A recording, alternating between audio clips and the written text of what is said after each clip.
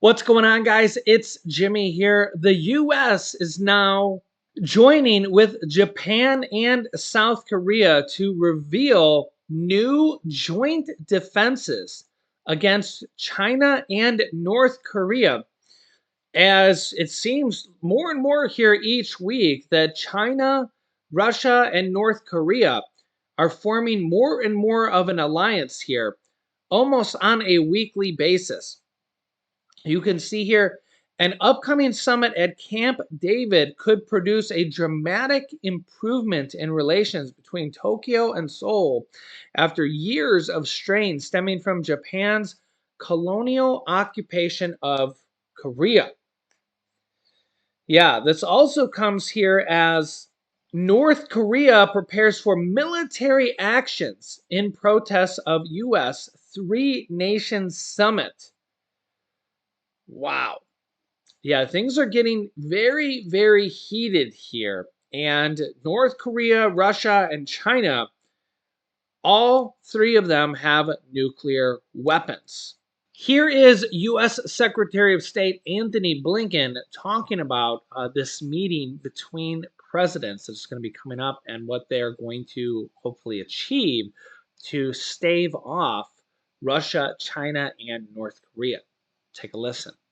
And I wanted to take a moment to speak about a few of the things that we're intensely focused on in this moment. Let me start with this. On Friday, President Biden will host Japanese Prime Minister Kishida and South Korean President Yoon at Camp David to mark what we believe is a new era in trilateral cooperation among our countries. I just spoke this morning with my counterparts from Japan and Korea, Foreign Minister Hayashi, Foreign Minister Pak, to continue to prepare for the summit meeting on Friday. And I want to take this moment, before saying anything else, to extend the deepest condolences of the United States to President Yoon on the passing of his father. He was, by all accounts, a remarkable scholar and, among other things, a strong proponent of relations between the ROK and Japan.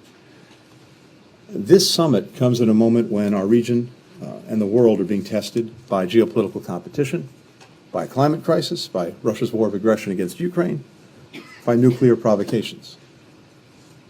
Our heightened engagement is part of our broader efforts to revitalize, to strengthen, to knit together our alliances and partnerships, and in this case, to help realize a shared vision of an Indo-Pacific that is free and open, prosperous, secure, resilient, and connected. And what we mean by that is a region where countries are free to chart their own path and to find their own partners, where problems are dealt with openly, where rules are reached transparently and applied fairly, and where goods, ideas, and people can flow lawfully and freely. Japan and South Korea are core allies, not just in the region, but around the world. Strengthening our trilateral cooperation is critical to delivering for our people, for the region, and for the world. It's a force multiplier for good. It helps us promote peace and stability, and furthers our commitment to the complete denuclearization of the Korean Peninsula. Now, they're saying a new warning has been issued over Russia and North Korea military plan because they're thinking that Russia may be transferring nuclear plans or nuclear missiles even to North Korea. Russia may be helping North Korea become even more nuclear capable by either giving them more nukes, because Russia has 6,000 plus of them, way more than they need, or helping them build more nukes. Yeah, so just think about that for a second. South Korea's chief intelligence agency is CIA, is closely monitoring whether Russia is transferring any nuclear missile technology to North Korea. Of course, it's hard to really know what they're sending inside another country. After the two nations agreed on a broad military plan last month, a South Korean lawmaker has said A member of the South Korean parliament was referring to a deal on defense cooperation made when the Russian defense minister Sergei Shoigu went on a historic trip last month to meet North Korean President Kim Jong-un.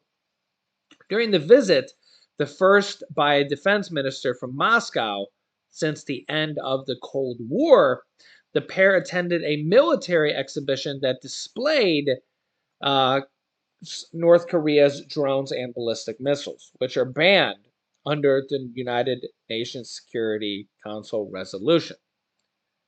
Yeah. So, as we start to see Russia, China, and North Korea now team up even more, this is a growing concern for, well, pretty much the rest of the world. Yeah, so just kind of put this in perspective and think, is this the makings of a World War III type situation? It definitely is concerning to say the least. Quote, the National Intelligence Service is anticipating that Russia and North Korea will speed up their defense cooperation and is closely tracing movements to spot signs that Russia is transferring nuclear missile technology to North Korea, they told reporters on Thursday. Russia is believed to have proposed sales of artillery shells and missiles and joint military operations, while North Korea is analyzed to have requested technical assistance, including leasing of weapons made in the West and repairing old equipment. He added that South Korea spotted signs that North Korea shipped out military supplies on a Russian aircraft on August 8th.